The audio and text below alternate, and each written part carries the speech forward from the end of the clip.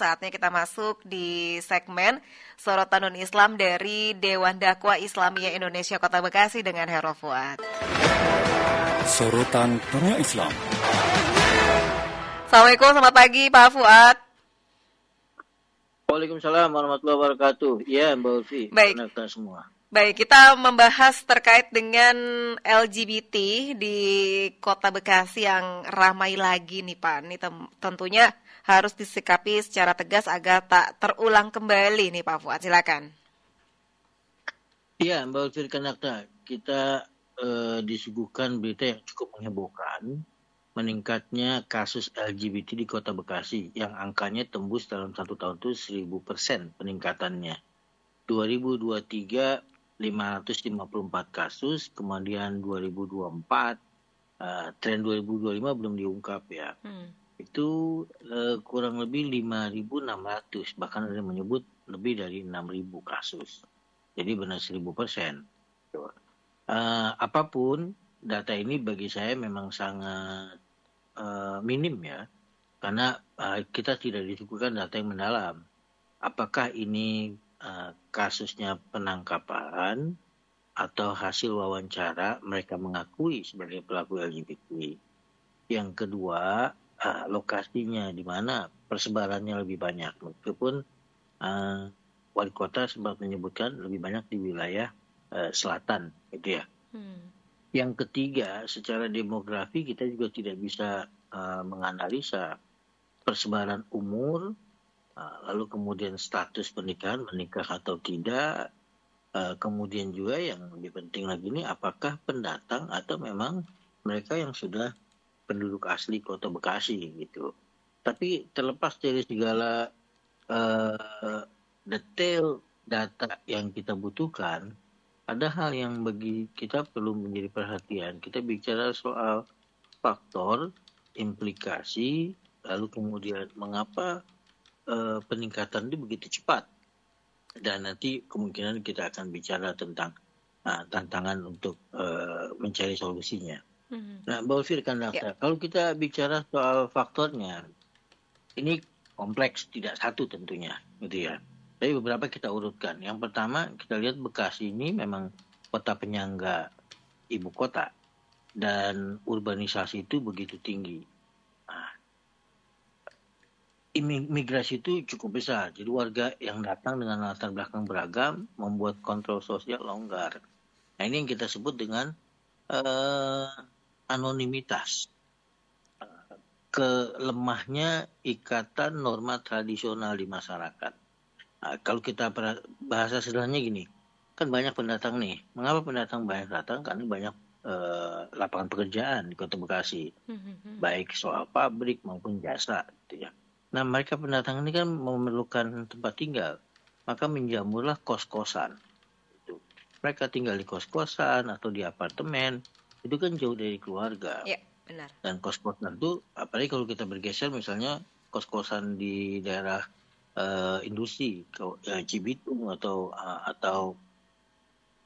Cikarang, gitu, sekedar perbandingan, meskipun ini masuk wilayah kabupaten. Itu kos-kosan tuh bukan lagi ratusan, ribuan, dan dilemanya itu ini kan bisnis, ya. Sebagian ketua RT, ketua RW ini sulit melakukan kontrol karena ada implikasi bisnis. Begitu dikerasi, ini dilakukan patroli, yang bereaksi, yang protes itu justru para pemilik kos. Bahkan tidak sedikit Pak RT dan Pak RW juga memiliki bisnis kos-kosan. Kalau dipatroli itu akan sepi yang kos di situ. Tapi kalau diterapkan, kalau tidak diterapkan, akhirnya menyebar. Inilah yang disebut dengan ruang anonimitas. Longgarnya ikatan tradisional. Mereka datang jauh dari keluarga, bebas, tidak ada yang mengawasi, dan di tempat kosan itu pengawasannya juga rendah. Apalagi kalau masuk wilayah apartemen. Yeah. Praktis tidak akan ada pengawasan. Satu-satunya masalah paling kalau dilakukan patroli, itu pun kalau mereka melakukan pesta secara terbuka, gitu ya, itu pesta LGBT. Ini yang pertama. Yang kedua, dari mana sebetulnya mereka belajar orientasi seksual yang tidak konvensional ini? kita pasti paham ini budaya populer global. Ada musik, film, K-pop, Netflix, YouTube. Ini menampilkan figur publik LGBT, apalagi sebagian menyebutkan publik LGBT yang sukses. Di Indonesia saya sudah beberapa saya temukan podcast yang secara terang-terangan mengundang mereka yang mempraktikkan LGBT, tapi orang-orang sukses. Gitu. Ini menormalisasi dan memberi legitimasi simbolik. Artinya menurut mereka begini, sukses tidak sukses itu tidak ada kaitannya dengan orientasi seksual. Iya. Mau menyimpang itu tidak ada kaitannya. Buktinya yang kami undang ini orang-orang sukses. Ya, orang-orang sukses tapi orientasi seksualnya LGBT. Gitu. Nah, dalam konteks budaya ini mereka juga punya komunitas. Ada komunitas LGBT. Ini yang disebut komunitasnya membentuk yang kita sebut dengan safe space. Jadi ada ruang yang aman buat mereka yang ingin coba-coba, buat mereka yang ingin melepaskan diri dari ikatan tradisional, buat mereka yang lagi mendapat tekanan. Jadi kan ada orang yang putus cinta, ada orang yang bermasalah dengan keluarganya, ada orang yang banyak memang faktor krisis gitu. Banyak faktor. Nah ini mereka memberikan ruang safe space. Di sini saja, di kita saja, kira-kira begitu. Di sini aman kok, nggak ada yang grebek. Anda mau berperilaku apapun, di apartemen, di kosan. Jadi mereka merasa ada solidaritas. Karena apa? Karena di masyarakatnya mungkin dikucilkan, di keluarganya dikucilkan, dan orang-orang ini mungkin juga sulit bergaul, gitu ya. Sehingga ketika ketemu komunitas yang sama, mereka bisa mendapatkan frekuensi yang sama, gitu. Kemudian yang ketiga, kalau ini datanya memang ada penduduk setempat yang terlibat, kita tidak tahu ini pendatang atau penduduk setempat. Ini ada faktor keluarga. Jadi pola asuh yang otoriter, permisif, mungkin juga broken home, dia bisa membuat anak kehilangan figur yang disebut dengan dalam figur afeksi, figur kasih sayang yang sehat. Jadi rasa kesepian, kebutuhan kasih sayang yang tidak terpenuhi, ini mendorong mereka untuk mencari relasi alternatif. Nah, mereka bisa dapatkan di tempat kerja, mereka bisa dapatkan di tempat kuliah, mungkin juga di sekolah kalau anak-anak SMA, gitu ya. Nah ini atau mungkin meskipun kasus-kasus sedikit, makanya saya ingin menggarisbawahi data ini harus diperdalam, diperluas. Bisa saja ada yang kasusnya trauma kekerasan seksual, ya, karena beberapa studi menemukan keterlibatan LGBT pada sebagian individu dipicu pengalaman pelecehan seksual di masa kecil. Gitu. Nah, kalau tanpa konseling, trauma itu berkembang bisa menjadi identitas seksual yang menyimpang. Kemudian kita tidak bisa lepaskan, ini paling utama karena perspektifnya, perspektif solidaritas dunia Islam itu perspektif agama. Ini faktor agama dan pendidikan, gitu ya. Banyak lembaga pendidikan hanya menekankan kognitif agama, gitu. Tidak salah, bahkan itu baik, hafalan, kemudian pengetahuan, tapi kurang menyentuh dimensi psikologi spiritual. Nah, anak-anak Gen Z ini kan cepat bosen, itu dengan penampilan pengajaran yang konvensional. Mereka begitu asik dengan gadget, tapi ketika penyampaian keagamaannya bentuknya ceramah, gitu, khutbah semuanya. Jadi bagi mereka tidak terlalu menarik. Jadi perlu pengemasan dakwah kepada mereka. Kalau kita generasi X, generasi Y mungkin masih bisa menerima. Tapi generasi Gen Z ini mereka disebut native, digital native. Mereka hidup begitu lahir sudah dengan gadget, gitu. Maka penyampaian ilmu keagamaan itu harus menarik dan sesuai dengan apa yang mereka geluti, gitu ya. Dan tentu kita juga tidak bisa memungkiri bahwa ada problem rendahnya pengetahuan tentang seksualitas dari perspektif keislaman. Nah, kekosongan inilah, kekosongan informasi tentang seksualitas inilah yang diisi oleh internet dan media massa. Jadi mereka kan ini punya kebutuhan untuk mengetahui. Seksualitas itu selalu menarik untuk dikaji. Mereka tidak dapatkan di forum formal, di keluarga tidak dapat, di sekolah tidak dapat, di tempat kerja tidak dapat. Akhirnya mereka secara naluriah mencari sendiri. Dan kita tahu bahayanya luar biasa yang kita sebut dengan medsos segala macam.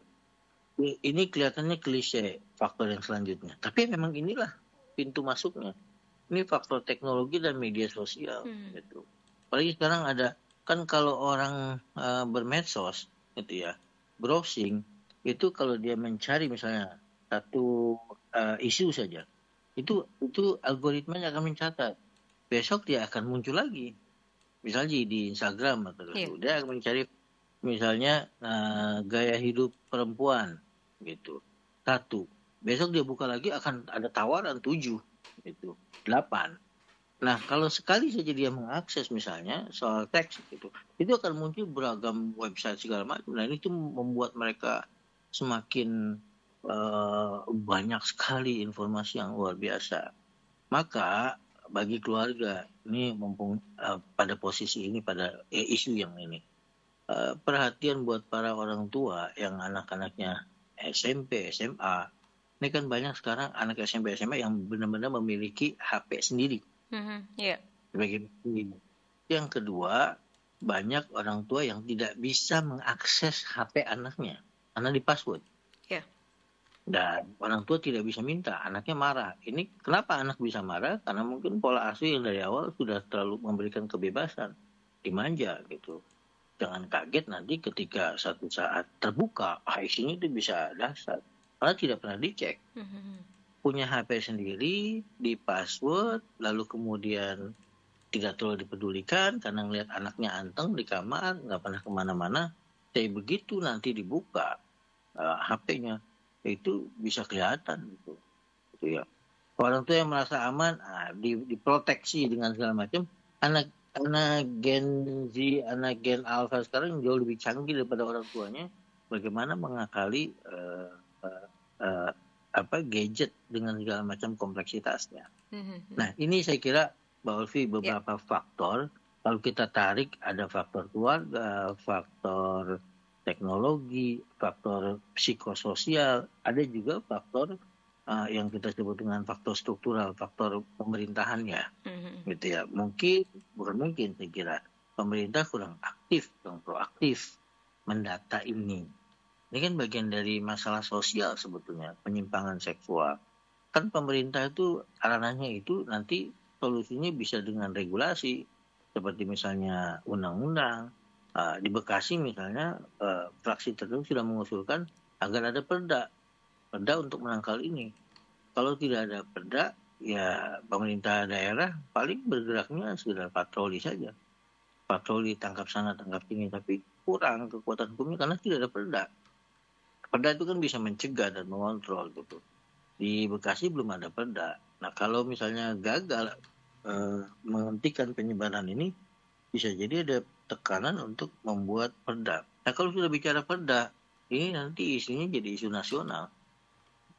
Seperti kasus-kasus sebelumnya, beberapa perda bahkan dibatalkan oleh pemerintah pusat karena dianggap tidak sejalan dengan regulasi dan perundang-undangan di pusat. Gitu. Ini beberapa faktor yang bisa kita rangkum, Mbak Ovi, ya. Dan ini Bekasi itu sebenarnya resonansi dari Jawa Barat dan nasional. Gitu. Memang ada fenomena meningkat karena faktor global itu sekaligus melalui media sosial dan penekan. Budaya global itu kan muncul menawarkan alternatif ini sekaligus menekan siapa yang menyingkirkan kelompok LGBT akan disorot oleh dunia internasional gitu. Nah, ini memang miris. Jawa Barat itu kasus LGBT tertinggi di Indonesia. Dan Bandung itu epicentrumnya. Ya, jadi diduga untuk Jawa Barat ada 300.000 kasus LGBT. Meskipun kita masih belum paham data detailnya dari 300.000 itu bagaimana data demografisnya, kasusnya, penyebarannya, apakah melalui penangkapan atau melalui interview gitu. Lain waktu kita nanti bisa bandingkan antara Bekasi, Depok dengan Bandung. Tapi jadi pertanyaan buat kita, mengapa Jawa Barat begitu permisif kasus LGBT-nya? Karena kalau lihat urbanisasi Jawa Timur juga ada, gitu ya. Tapi kenapa tidak sepermisif Jawa Barat? Itu Mbak Ulfi, kalau kita masih bicara soal faktor, gitu. Baik. Nah, tentunya kalau kita mengetahui Bekasi ini kan kota yang heterogen ya, memang toleransinya tinggi dan sebagainya. Dari sisi keagamaan juga sudah lumayan dan tinggi begitu. Banyak catatan-catatan. Tapi kalau dari sisi regulasinya, ini bagaimana, Pak? Iya, memang kita tidak ada perda. Itu kan biasanya hal-hal begini ini muncul dari kelompok-kelompok masyarakat, gitu ya. Iya. Pemerintah biasanya menjaga ketertiban. Nah, harusnya pemerintah proaktif. Tapi kita pahami pemerintah di Indonesia dimanapun, kecuali mungkin di Aceh, gitu, tidak proaktif menyikapi hal ini karena ini bukan fenomena lokal, ini fenomena global, gitu ya, yang disponsori oleh banyak kelompok di dunia, bahkan perusahaan-perusahaan korporasi, bukan cuma dunia entertainment, korporasi itu menolerir ini dan mereka begitu mendukung. Uh, jadi kalau ada regulasi yang dianggap meminggirkan kelompok LGBT, ini dianggap pelanggaran HAM dan itu dijadikan isu global, dijadikan isu penekan. Gitu. Sementara beberapa daerah itu kan memerlukan investasi.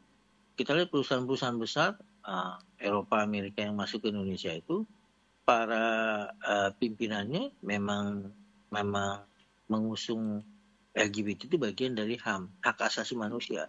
Itu problemnya dan itu tantangannya. Jadi beberapa daerah tidak proaktif untuk menyuarakan ini. Dia baru bereaksi ketika kelompok agama terutama seperti di Bekasi, di Depok menyuarakan, masuk ke DPRD, disuarakan, baru di situ ada tekanan kepada pemerintah daerah. Karena pemerintah berpikirnya menjaga ketertiban, bukan penjaga moralitas itu. Kalau dianggap tidak ada gejolak, biasa aja itu. Itu pemerintah di mana-mana. Jadi kayak kasus-kasus misalnya perusakan rumah ibadah atau pengejaran terhadap kelompok yang dianggap menyesatkan. Kalau masyarakatnya tidak bergolak, meskipun itu dianggap melakukan penyimpangan, diam-diam aja itu. Tapi kalau sudah ada pergolakan, baru pemerintah bergerak. Dan itu pun bicaranya atas nama order, ketertiban, menjaga ketertiban. Kita mengerucut Bekasi, ini kan karena rilis dari MUI Kota Bekasi. Saya belum menelusuri bagaimana data ini diperoleh. Katanya melalui Litbang, bekerja sama dengan sebuah LSM untuk ini. Jadi mungkin Dakta bisa lebih membantu kita menelusuri data ini lengkapnya seperti apa, gitu ya. Apakah hasil penelitian? Tapi saya pikir bagus kalau diseminarkan. Misalnya di Kota Bekasi, ini jadi concern bersama. Karena kalau minim datanya begini, kita akan sulit untuk melakukan analisis dan solusinya. Nah, sederhananya ini apakah para pendatang atau penduduk asli di Kota Bekasi? Asli bukan orang Betawi, aslinya orang yang tinggal di Bekasi. Kalau yang tinggal di Bekasi itu berarti kan ada problem masalah keluarga. Mereka tinggal dengan keluarga, kok bisa terlibat LGBT? Kalau pendatang, itu bisa difahami mengapa mereka terlibat, karena jauh dari keluarga dan lepas dari pengawasan. Gitu ya. Nah, jadi kenapa kemudian daerah ini angka regulasinya? Saya pikir memang tidak ada. Tidak ada, apalagi kalau bicara perda, gitu ya. Nanti bisa dikriminalisasi, oh ini perda syariah. Gitu. Karena saya pikir kita memunculkan isu ini harus secara soft, bahwa ini adalah isu moralitas kemanusiaan masyarakat Bekasi. Begitu dimunculkan isu keagamaan, orang akan mengkriminalisasi, oh ini perda syariah gitu. Saya kira itu Mbak Uti. Dan saya lihat udah ada respon dari pemerintah Kota Bekasi. Misalnya wali kota sudah mengatakan, saya juga tidak tahu dari mana datanya, wali kota sudah mengatakan ini lebih banyak di Bekasi Selatan. Dan Bekasi Selatan memang sedang membangun. Dan sekarang patroli kemudian antisipasi sudah mengarah ke arah sana. Tapi sekali lagi data itu bisa menyesatkan, bisa benar. Kalau tanya benar, diagnosanya akan benar. Tapi kalau salah, ya kita akan terkecoh juga. Fokusnya di mana, yang kita kerjakan di mana. Itu Mbak Ufi. Baik, apalagi secara geografis posisi Kota Bekasi ini kan dari berbagai sudut juga pendatang begitu Pak ya, mudah diakses dan sebagainya ya Pak, sehingga memudahkan adanya hal-hal seperti ini. Iya, betul Mbak Ovi. Dan kota-kota seperti ini kan dijadikan testing the water. Ya, sasaran empuk Kita juga ini ya. nggak jauh dari wilayah kita, dari Dakta, dari tempat saya tinggal, di daerah Bekasi Junction. Tahun lalu kan hampir dilakukan parade LGBT, yang ada queen-nya gitu, lupa saya namanya. Gitu. Tapi kemudian ada protes dari masyarakat kita, akhirnya tidak jadi. Itulah ini yang contoh bahwa pemerintah daerah tidak bergerak proaktif. Ini menunggu kalau ada protes baru dilakukan. Kalau tidak ada, sekiranya ini akan jalan. Mereka sangat paham cara kerja pemerintahan. Kalau tidak ada protes, mereka akan jalan. Apalagi kalau kota-kota besar, tokoh-tokohnya tidak bergerak, mereka akan terus berlangsung. Jadi Bekasi ciri sebagai sebuah kota yang kehilangan anonimitas, orang mencari, ada krisis identitas. Mereka datang ke sini, tidak ada keluarga, merasa kesepian, lalu kemudian browsing di medsos, muncul dipromosikan oleh korporasi global, lalu mereka ketemu komunitasnya, entah di tempat kerja, entah di sekolah. Nah, beberapa cukup vulgar, berani menyampaikan ini. Sehingga keanggotaannya bisa bertambah. Sebagian lagi ada di belakang layar, di apartemen, di kos-kosan gitu. Ini yang tidak terdeteksi. Bagi saya mungkin temuan MUI itu alarm. Tidak mungkin angkanya segitu. Itu pasti lebih besar. Karena ini bukan perilaku yang ditonjolkan. Banyak yang dilakukan secara privat, tertutup gitu. Orang melakukan karena ini masih tabu. Untungnya ini nggak masih tabu, bukan seperti misalnya laki-laki pakai anting gitu, kan kelihatan mendeteksinya. Benar. Tapi kalau perilaku seksual menyimpang kan kita nggak tahu, gitu, karena tidak ditunjukkan secara kasat mata.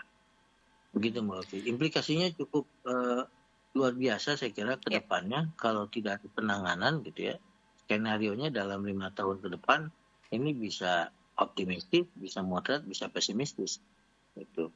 Kenapa optimistis? Kalau misalnya ada perhatian pendidikan karakter, parenting Islami, dakwah yang lebih masif, kontra narasi terhadap media, dan ada kebijakan dari pemerintah.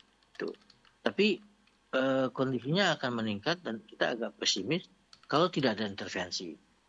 Kemudian pengaruh global makin kuat, tekanan HAM terhadap beberapa pemerintah daerah, termasuk di Bekasi misalnya, karena banyak korporasi internasional gitu.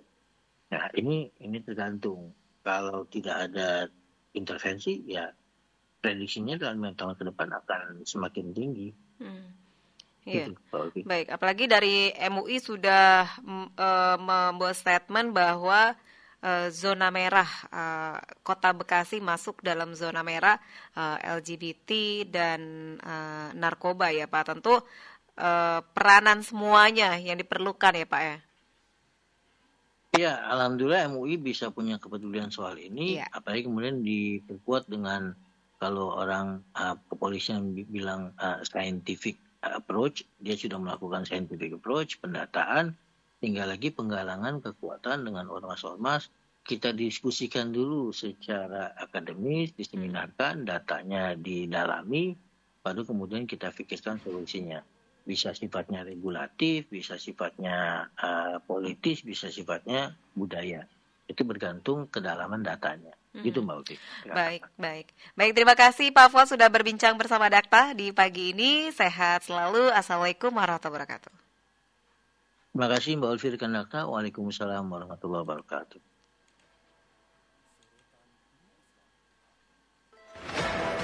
Sorotan Dunia Islam. Rekan Dakta, demikian sorotan Dunia Islam dari Dewan Dakwah Islamiyah Indonesia Kota Bekasi, Harul Fuad.